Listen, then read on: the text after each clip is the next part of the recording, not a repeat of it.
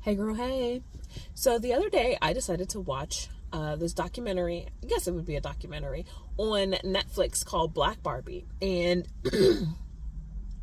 I, let me also give you a little bit of background with it as well.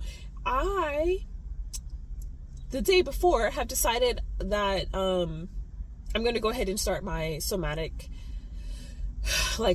therapy training. And obviously I have to start with myself and working through my my own stuff. And if you're not familiar with somatic therapy, basically somo means the body, and our trauma that we have, a lot of times our body, it's still stored in our body. And when a lot of times we just bring it to awareness by thinking about it, but we also have to figure out how to release it from our body, because otherwise it's still there. And it comes up in ways of, even in the DSM-5, it's called somatic symptom disorder, where there are symptoms and maybe they really are happening, but they're not happening because of a medical condition. They're happening because of a mental health type deal. So something that happened traumatic, just little things. And one of the things is doing some shadow work. And so shadow work is learning and digging deeper and figuring out a little bit more of who you are, and learning about the pieces that maybe we have thought that we should not bring to the table for whatever reason, society, family, whatever. And learning about those different pieces and then embracing them, because here's the thing, they're not going to go away. But figuring out how to integrate them into our lives and be more okay. So if something triggers you, knowing, okay, this is related to this, but this doesn't mean this. So A plus B equals C, but sometimes A plus B doesn't equal C. Sometimes this situation is not this, because this happened in the past and I have to let that go, or different things like that. That's not necessarily shadow work. Shadow work is, I feel like I'm not good enough because I have been told through various situations throughout my life that I'm not good enough, whether it's because of being a female or the color of my skin. And so then that kind of transitions to the Black Barbie situation. So the day before, I'm just doing a little bit of shadow work, and not even really, just writing down some training stuff and trying to let my body feel it. And so then I watched the Black Barbie documentary, and it's an 1.5-hour documentary, and you guys, I made it an hour. Actually, I had plans on stopping it a while into it, because I cried quite a bit. I cried because because I felt seen, I felt heard, I felt, even though by the time I was born, there were Black Barbies and I had my own Black Barbies, but they're nothing like they are today. We've come a long way, and also,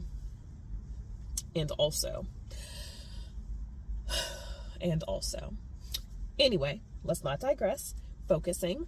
So I'm watching this, I'm thinking about this, I'm thinking about my situation. I had this new job, and I'm about to be in a majority for the first time in I can't even tell you. The only other time I've experienced that was with people I knew, and so it didn't really feel like that counted. But this will be the first time where I'm working with predominantly Black women, and that is really scary for so many different reasons. And as I was sharing with my cousin about it, I'm working on my shadow work and telling myself that I'm good enough as I am. I'm going to continue to work through it in my body to release some of that stuff. And I feel like I'm having an identity crisis, because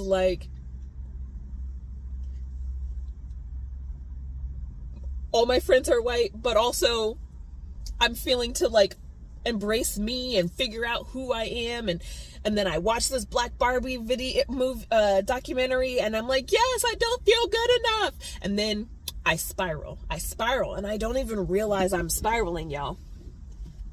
I don't even realize I'm spiraling. My body tells me it's hot. It's the weirdest situation. I just thought, oh, I'm just tired, whatever. I can make it through a movie, but my body couldn't handle it anymore and said I was tired. So I took a nap, and then when I woke up from the nap, I was in a foul mood. And so I had to, I didn't have to. I chose to. I made a choice. I made a conscious effort. I said, I'm going to take a shower to try to reset. So I took a shower and listened to some Jesus music, and I was like, I'm going to bed because obviously I need to reset.